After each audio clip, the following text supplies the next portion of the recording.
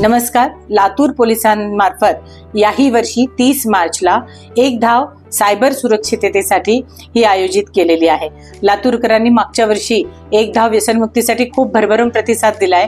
माझी आशा आहे ना, खात्री आहे याही वर्षी 30 तारखेला क्रीडा संकुल येथे सकाळी 5 वाजता सायबर सुरक्षिततेसाठी लातूरकर धावणार आहे.